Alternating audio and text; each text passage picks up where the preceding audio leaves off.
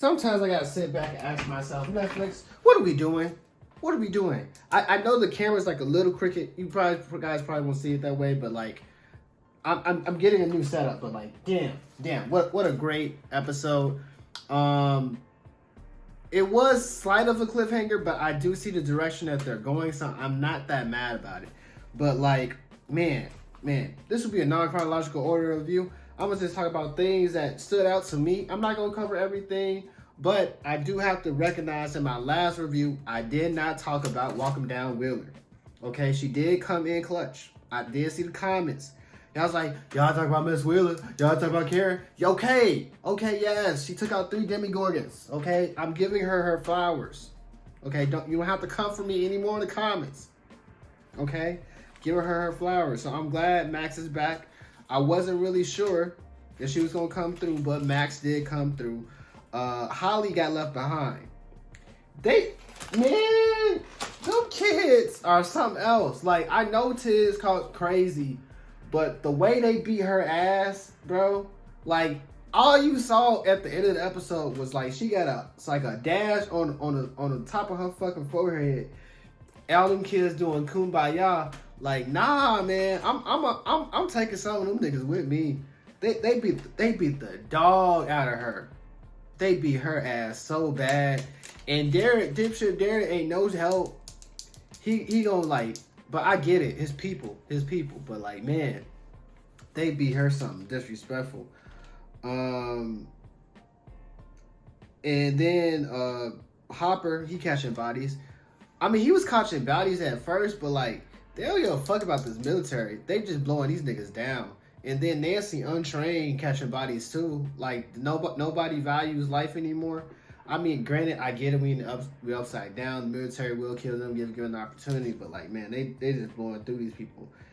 And Will came out. Don't hate me. I feel like everybody knew. Everybody knew. Will switched up like real different. I mean, some people said they knew since season 1, but like I want to say since like 3-ish. I knew what Buddy was on. I knew what time he was on, but he like everybody else knew, but he needed to be comfortable with himself because Vecna was using that shit against him. Like, bro, you gay. So he needed to come to terms that accept his identity and know that people wasn't going to treat him any differently behind that, right? And the beautiful thing about it, he said his shit and nobody even need to say anything. They just embrace him. They just like, or me, like, I'm not, like, we stronger than this, bro. You the sorcerer supreme. We don't care if you don't like girls, bro. We love you. You our nigga for real, okay? Lock in, bro. Lock in. We need you. Ain't worry about that. You be having niggas on your mind. You have Vecna on your mind. Okay, help us. We got bigger fish to fry. But I'm glad he was able to really shoot because it wasn't a moment for the people that were there. It was for him. Does that make sense? And it's tied into his abilities, his psych abilities, and how Vecna was able to prey on him. So that it makes sense why he had to reach that revelation, why he had to share it with the group, so he gained a little bit of confidence, and that's gonna make him even much of a dog coming this finale. So now I'm understanding what he meant by vessels. So Vecna, as powerful as he is, he can't really utilize all his powers. He needs to utilize his vessels in order to use them in a sense of like batteries to not only disperse his consciousness and his powers and abilities, but then also to be able to expound on them and use them to be able to, I want to say, transmute the world. So he's trying to bring his world down to ours and also to just like smash them together, right?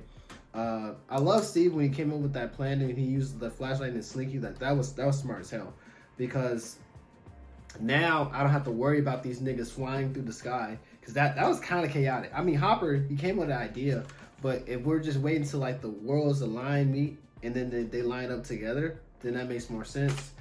Speaking of that, the worlds line up part, 11's sister. I hate her. I hate her. I hate her. At first, last review, I didn't like her. I did not like her. Now I know why I don't like her. She wants 11 and her to die. She talking about nobody needs you. The military gonna come do that to you. It's pointless and pointless and pointless. So she's killing herself. She's self-deleting. That's why she don't care no more. Why you gotta bring me down with me? If like granted, seek counseling, seek help. Yeah. But if that's what you wanna do, don't bring nobody else with you. You do you. You do you. You good. You good. You not good. Get help. Please get help. You watch this video, take your ass, get help. But I'm talking about in the context of this show.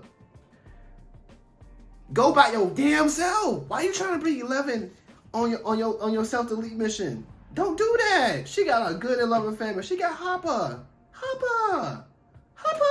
Stop. Ignorant ass. Talking about, oh yeah, when the bridge blow up, we both gonna go on it. So we stop, cause there's always gonna be somebody else. Ain't got not an ounce of hope. It ain't her fault. You know what? Her sister, I hate her for real. Cal, I hate her for real. Cause she got a family, she got friends, she got a boyfriend. She's like, nah, can't have that. We ain't, heroes can't have a girlfriend. Heroes can't have a happy life. Great power comes great responsibility type shit. Like, nah, she a hater for real.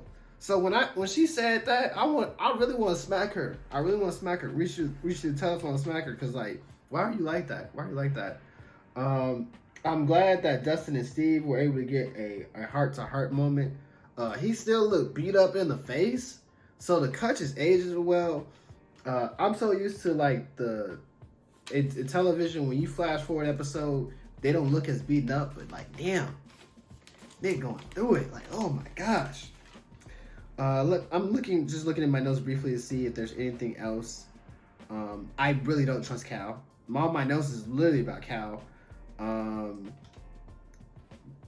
Will, we knew. I talked about that. I talked about Will Country Bodies, Will's being a spy, talking about all the non-dealers. And I guess that's all my thoughts. Now, going into the finale, it's kind of sketchy. I don't know what to anticipate. I feel like no one will die. No one will die. Like, no one from the main cast would die. Even though it would mean a lot more meaningful if somebody had to go. I don't see anybody dying in the actual finale of the show. Hopper definitely not dying. If Hopper dies, you can quote me on it.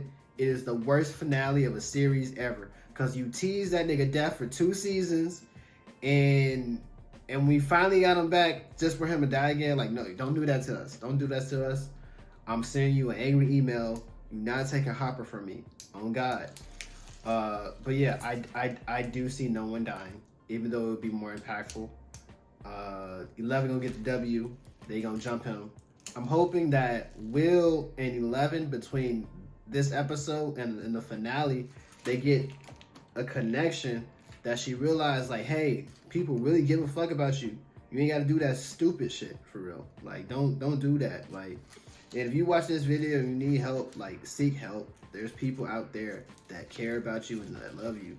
You don't have to do stupid stuff like that, right? But man, that Cal just really angered my mood. But I'm glad that Max is back, that we're going to the finale. Everybody's on the same page. They're currently in the Upside Down, and I look forward to see what they got in store for us. Team Will all the way. Have you seen this episode? What are your thoughts? Do you also hate Cal? Leave a comment down below, okay? Yes. Let's share this hate. But as always, jarritos are on me. Subscribe.